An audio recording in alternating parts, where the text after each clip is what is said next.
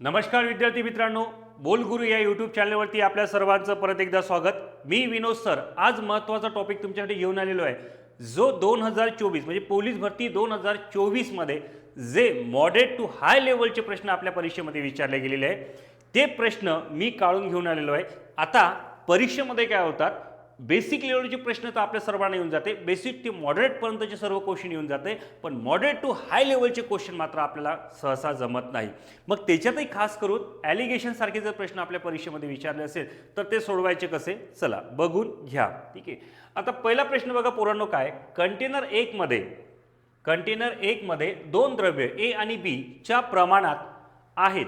Container बी मध्ये ते एकाच 3च्या प्रमाणात आहे। एकाच 2च्या प्रमाणात ए आणि बी चे मिश्रण मिळवण्यासाठी दोन कंटेनर मधील सामग्री कोणत्या प्रमाणात मिसळली पाहिजे। आता हे कोणत्या काय म्हटलं त्यांनी, कंटेनर मध्ये सामग्री कोणत्या प्रमाणात मिसळली पाहिजे, ते प्रमाण कोणतं असेल तर बघा पटकन त्याचं उत्तर आपण कळूया। आता कंटेनर जो दिल्या पोरांनो हे लक्षात घ्या, कंटेनर जो आहे तो कंटेनर कोणत्या प्रमाणाचा आहे, तो ए आणि बी हे दोन कंटेनर आहे। ए आणि बी हे दोन कंटेनर आहे, त्याच्यामध्ये कंटेनर 1चं प्रमाण आहे, त्याचं गुणोत्तर किती दिले पोरांनो, 1:3 दिलं आहे। आणि नवीन मिश्रण जे दिले आहे हे बघा रे, पटकन लक्षात घ्यायला सोडवायचं कसं। नवीन मिश्रण आहे तर नवीन मिश्रण किती आले, तर ते आहे 1:2, इथे लक्षात। मग यांची पहिले आधी बेरीज करून घेऊया, यांची बेरीज करून घ्यायची, किती होतात 1 + 3 किती होते पोरांनो, हे 4 होते, येते लक्षात।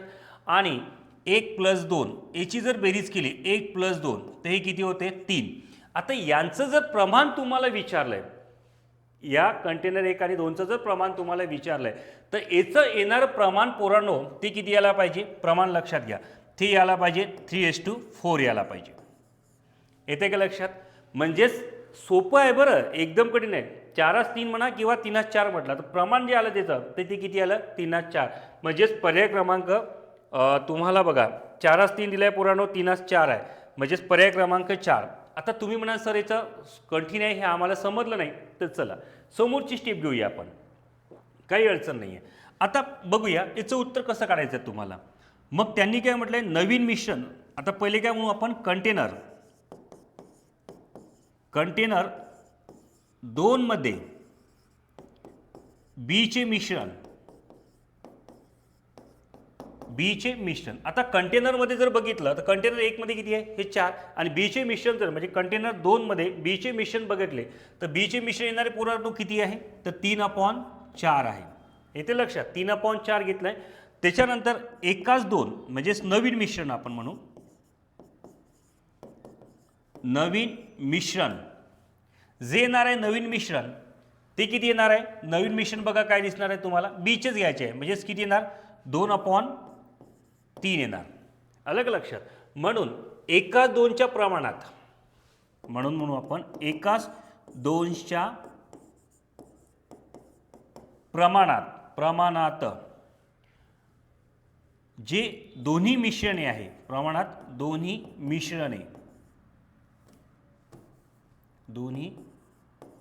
मिश्रणे बरोबर। आता याला काय करायचं पोरांनो, हे घेताना थोडंसं याला रिव्हर्स करायचं, म्हणजेच किती घ्यायचं आपल्याला 3/2, म्हणजे याला उलट घेऊ, आणि मायनस हे किती घ्यायचं 3/4 घ्यायचं, येते लक्षात। आता याचा काय करू आपण, बेस सारखा करून घेऊ, बेस सारखा म्हणजेच याला 2नी मल्टिप्लाय होते आणि याला 2नी मल्टिप्लाय होते, म्हणजेच 3 2 किती होणार 6 बरोबर। 6 मायनस किती घेतले आपण 3 अपॉन किती आले पोरांनो 4, म्हणजेच किती आले 3/4, म्हणजेच आपलं प्रमाण जे दर्शवलं जाईल ते काय दर्शवलं जाईल 3:4 असं दर्शवलं जाईल, म्हणजेच पर्याय क्रमांक 4 हे तिचं योग्य उत्तर येईल। अशा पद्धतीनं हा प्रश्न तुम्हाला सोडवायचा होता, आहे ना। थोडाफार घुमवणारा प्रश्न होता, तर तो या पद्धतीनं सोडवायचा होता, आणि मला सांगा परीक्षेच्या वेळेस कसं जमणार आहे की नाही आहे, आलं का लक्षात। नेक्स्ट क्वेश्चनकडे जाऊया। एका भरणीमध्ये ए व बी द्रव्याचे मिश्रण, म्हणजे ॲलिगेशनच आहे बरं, बघा एका भरणीमध्ये ए व बी द्रव्याचे मिश्रण 5:3 या प्रमाणात आहे। त्या भरणीतील मिश्रणातून 16 लिटर, काय म्हटलं पुराणो, 16 लिटर द्रव्य काढून त्यात 16 लिटर बी द्रव्य जर टाकले तर त्यावेळेस नवीन मिश्रणातील दोन्ही द्रव्याचे प्रमाण जे आहे ते 5:7 झाले। तर सुरुवातीला त्या भरणीमध्ये ए ए द्रव्य किती लिटर होते. आता ए द्रव्य किती लिटर होते असा तुम्हाला प्रश्न विचारला गेलेला आहे. मग आता पोरांनो याला सोडवायचं कसं, तर हा सर्वात महत्त्वाचा प्रश्न आहे. बघा कसं सोडवायचा. आता बघा ए आणि बीचे जे मिश्रण घेतले आपण, ए आणि बी, तर ए किती आहे पोरांनो, हा 5x आहे, आणि बी किती आहे, तर बी आहे हा 3x आहे. येते लक्षात. याला मी दुसऱ्या पण अँगलला सोडतो पण तुम्हाला समजेल असंच सांगतोय. त्याच्यानंतर जर नवीन मिश्रण म्हणजे मिश्रणाचं बघितलं याच्यामध्ये काय म्हटलं त्यांनी, 16 लिटर द्रव्य काढून त्यात 16 लिटर बी द्रव्य टाकले. 16 लिटर काढले आणि 16 लिटर काय केलं, बी द्रव्य टाकले. त्यावेळी त्या नवीन मिश्रणातील दोन्ही द्रव्याचे प्रमाण किती होते, 5:6 होते. ओके, म्हणून आपण याला काय करायचं, हे तसंच ठेवायचं. म्हणजे हे किती घेतले आपण, 5x. याच्यामध्ये काय केले, 16 प्लस केले, म्हणजे हे झाले पोरांनो 3x प्लस किती झाले 16. आता याचं नवीन मिश्रण तयार होतील. काय होतील, नवीन मिश्रण. म्हणजेच किती, 5x अपॉन 3x प्लस घेतले पोरांनो 16 बरोबर 5:7. येते लक्षात. आता याला सॉल्व करा पटकन. मग याला जर सॉल्व केला तर काय येणार, 5x गुणिला घेतला पोरांनो आपण 7 बरोबर 5 कंसामध्ये 3x प्लस 16. समजण्यासाठी सांगतोय, बाकी तुम्ही याला याला शॉर्ट करू शकता. मग हे झाले पोरांनो 5x 5:7 35, 35x बरोबर 5 15x आणि 16 पंचे किती होते पोरांनो 80. चला याला पटकन सॉल्व करूया. म्हणजेच 35x मायनस 15x बरोबर किती येणार 80. येते लक्षात, किती आले 80. म्हणून 35x म्हणून 15x गेले तर उरले किती पोरांनो, तर 20x उरतंय. 20x बरोबर किती झाले 80. 20 × 20 20 चूक 80. म्हणजे x बरोबर किती आले 4. आपल्याला कशाचं प्रमाण विचारले, सुरुवातीला त्या भरणीत ए द्रव्य किती लिटर, ए द्रव्य किती होते 5 होते. म्हणून ए द्रव्य बरोबर 5 गुणिला 4 5 चूक 20 लिटर हे होते. म्हणजेच पर्याय क्रमांक किती ना पोरांनो, पर्याय क्रमांक 1 हे त्याचं योग्य उत्तर येतील. कळलं सर्वांना. चलो फिर समोरच्या प्रश्नाकडे जाऊया. समोरचा प्रश्न बघा, थोडासा मी तुम्हाला पहिलेच सांगितलंय कसा होता, कठीण आहे. हे प्रश्न असेच विचारणार आहे पण सोपी आहे रे, काही कठीण नाही आहे. समजून घेऊया. एका मार्केट रिसर्च प्रोजेक्टमध्ये 20% लोकांनी निर्माला पसंती दिली आहे. म्हणजे कोणा, निर्माला पसंती, म्हणजे निर्मा रे, तो आपला धुण्याचा, कपडे धुण्याचा निर्मा, ठीक आहे. निर्म्याला पसंती दिली तर 60% लोकांनी सर्फ ब्ल्यू डिटर्जंटला पसंती दिली. राहिलेल्या पसंती अनिश्चित होती. जर सर्फ ब्ल्यू ला पसंती दिलेल्यांची संख्या आणि अनिश्चित पसंती असलेल्यांची संख्या यातील फरक जर 720 असेल तर सर्वेमध्ये किती जणांचा सहभाग होता. आता बघा प्रश्न किती खतरनाक आहे, बरोबर आहे की नाही आहे. मग तेवढंच खतरनाक आहे तर तेवढ्याच पद्धतीने आपण सोडवायचं. आता मला सांगा, एका मार्केटमध्ये प्रोजेक्ट किती आहे 20% आहे आणि तिला समोरचं किती आहे 60% म्हणताय, म्हणजे 40% लोकांनी पसंती दिली आहे. आता आपण काय घ्यायचं, तर पहिले बघा हे 720 म्हणजे 720 हे काय आहे, त्यांच्यातला फरक आहे म्हणतात पोरांनो. तर सर्वेमध्ये किती जणांचा सहभाग होता. मग आता सर्वे जरमध्ये जर किती लोकांचा सहभाग होता, तर पहिले आपण जे आहे निर्माला किती टक्के लोकांची सहमती आहे, म्हणजे निर्माला तर हे 20% लोकांची याला सहमती आहे. तर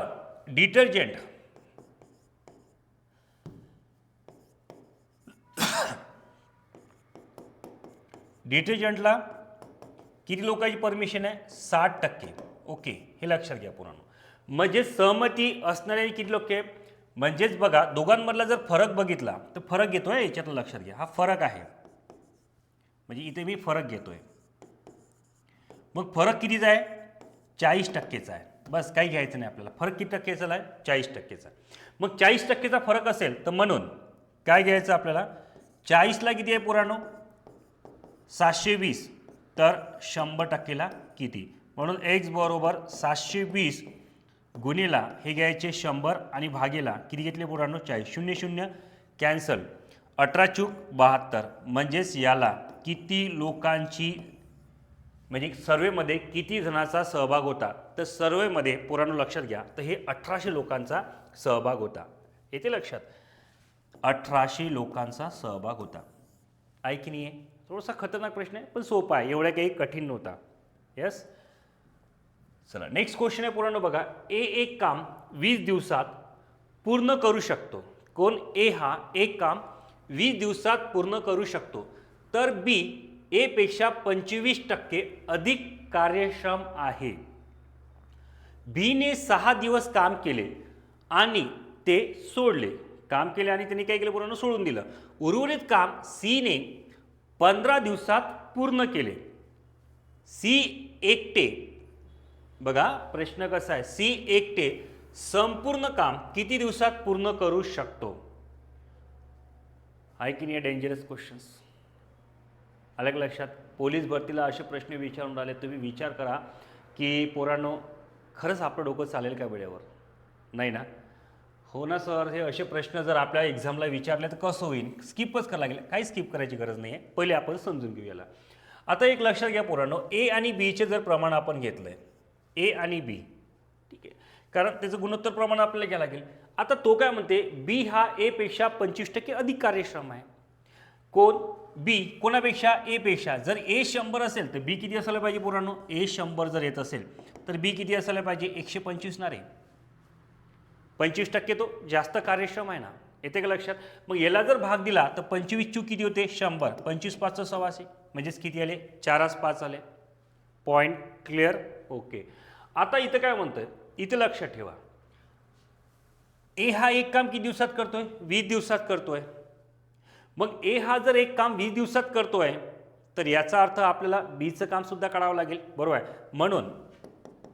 म्हणून लक्षात घ्या बरं, म्हणून बी हा एक काम, बी हा एक काम काय करायचं पोरांनो? बी हा एक काम म्हटलं तर याला सॉल्व करताना बघा, हा 4 आहे आणि हा किती आहे? 5. म्हणजेच 5ला किती घ्यायचे? 20 घ्यायचे. तर 4ला किती? एकदम सिंपल फंडा सांगतोय, हे नेहमी लक्षात ठेवायचं. क्रॉस मल्टिप्लिकेशन जर आपण केलंय तर याला 20 गुणिला किती घेतले पोरांनो? 4 भागिले किती घेतले आपण? 5. 5 चूक 20, 4 चूक 16, म्हणजे तो किती तास काम करतोय? 16 तास काम करतोय.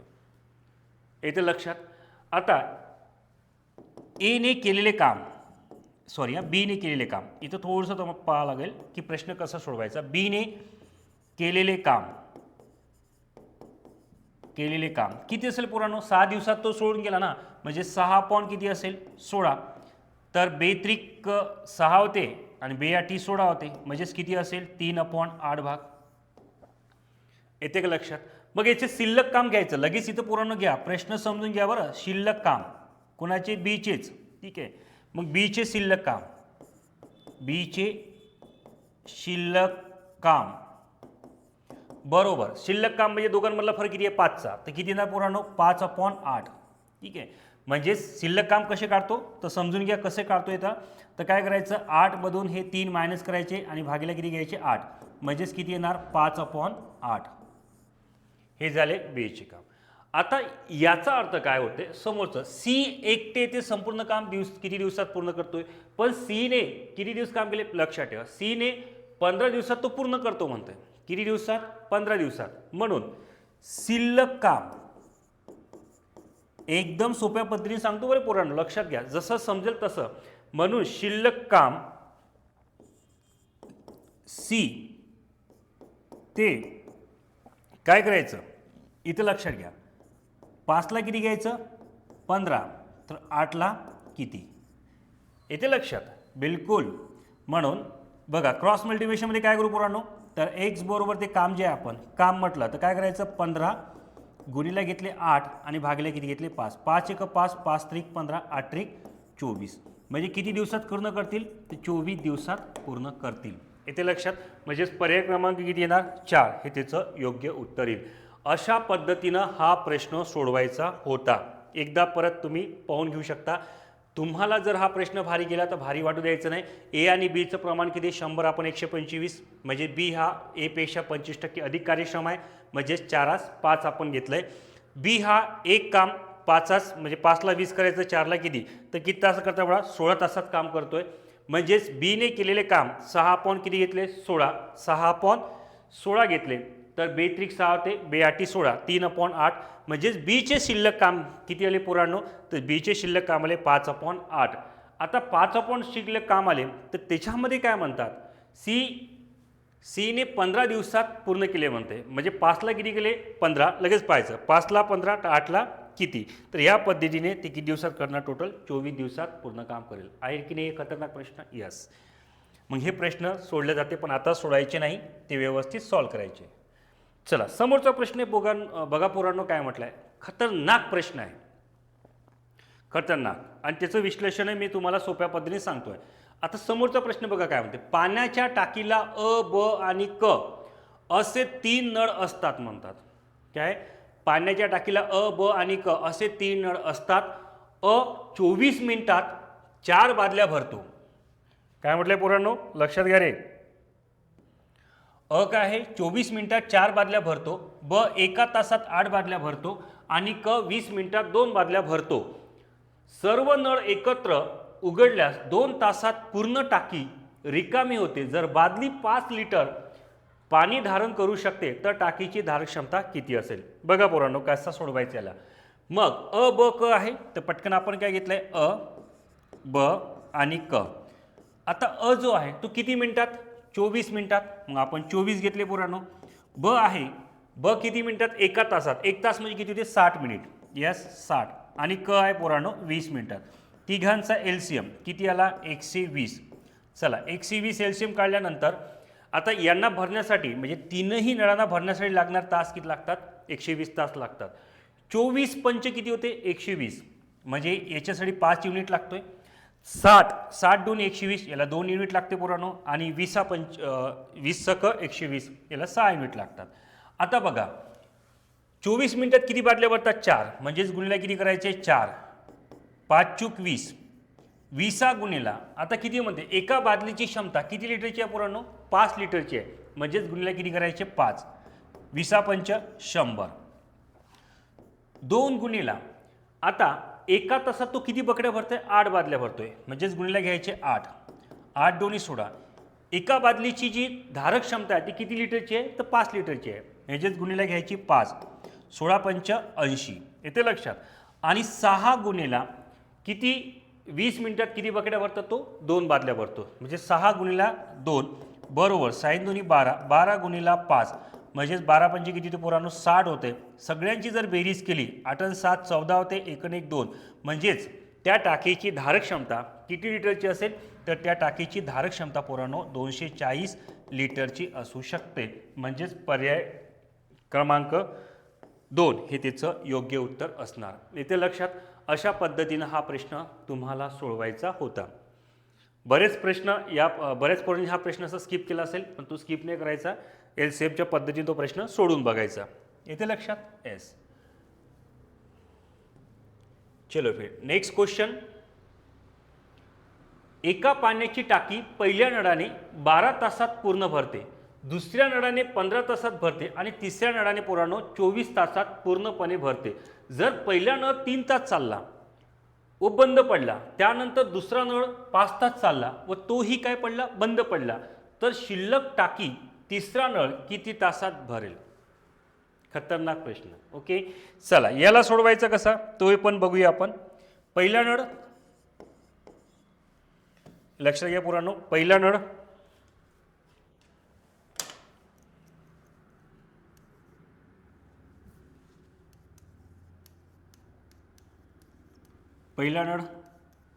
त्याच्यानंतर दुसरा नळ आणि तिसरा नळ. ओके आता पहिला नळ 12 तासात भरतो म्हणजे 12 घेतले. दुसरा नळ किती आहे पोरांनो 15 तासात 15 घेतले.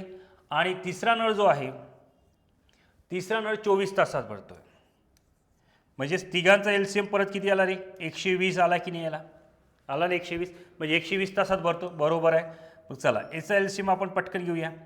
म्हणजे 12 10 120 होते.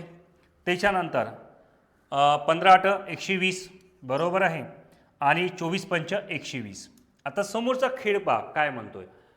24 तासात पूर्णपणे भरतो. जर पहिल्या नळ किती तास चालवला 3 तास चालवला तर 10 त्रिक 30 युनिट एवढा तो भरेल. त्याच्यानंतर दुसरा नळ बघा पोरांनो काय असला, दुसरा नळ 5 तास चालवला तर गुणिला 5 केला, 5 8 40. आता दोघांची जर ॲडिशन केली तर ते किती होतात 70. ठीक आहे. म्हणजे 70 लिटर एवढी टाकी भरेल तो आपण असं म्हणूया 70 लिटर एवढी टाकी भरेल. म्हणून तिसरा नळ, हे लक्षात ठेवा. तो काय म्हणते, तर शिल्लक टाकी तिसरा नळ किती तासात भरेल. म्हणून तिसरा नळ शिल्लक टाकी काय करायचं पोरांनो, बरोबर बघायला 120 मधून हे 70 मायनस करायचे आणि भागेला किती करायचे, 5 करायचे, म्हणजे तिसरा नळ करायचा. 120 म्हणून 70 गेले तर उरले किती, तर हे उरले पोरांनो 50. ओके, आणि भागल्या गेले 5, बरोबर किती तास आले, 10 तास आले. चला, येते का लक्षात. बघा, अशा स्वरूपाचे हे प्रश्न होते. आता मी डेली तुम्हाला असे काही क्वेश्चन्स टाकणार आहे जे आपल्या एक्झामच्या दृष्टिकोनातून सुद्धा महत्त्वाचे आहे, आणि सर्वात महत्त्वाचं म्हणजे काय, हे आपल्याला वेळखाऊ प्रश्न आहे. परीक्षेवेळेस कसे सोडवायचे, पोलीस भरती 2024मध्ये हे प्रश्न परीक्षेला विचारले गेलेले होते. जे क्वेश्चन मी moderate to high level questions काढत आहे. पोरांनो, हे जर तुम्हाला व्यवस्थित वाटले असतील किंवा व्यवस्थित समजले असतील तर तुम्ही नक्की बोल गुरु या आपल्या यूट्यूब चॅनलला काय करा, सबस्क्राईब करा, लाईक करा आणि त्याला शेअर करण्याचा प्रयत्न करा. कारण आता हे समोर असे प्रत्येक जे मॉडरेट लेवलचे क्वेश्चन आहे ते तुम्हाला आपल्या चॅनलवरती मिळेल. ते बघण्यासाठी तुम्ही आपल्या चॅनलला लाईक आणि सबस्क्राईब हे दोन्ही करा, आणि होत असेल तुमच्याकडून, शक्य होत असेल तर तुम्ही तुमच्या मित्रांना सुद्धा शेअर करत चला. आता थांबूया, असेच प्रश्न अजून मी परत उद्याला घेऊन येणार. हे प्रश्न आता कंटिन्यू सिरीज चालणार आपले 6-6, 7-7 क्वेश्चनचे. ठीक आहे, चला थांबूया. Thank you, bye, take care.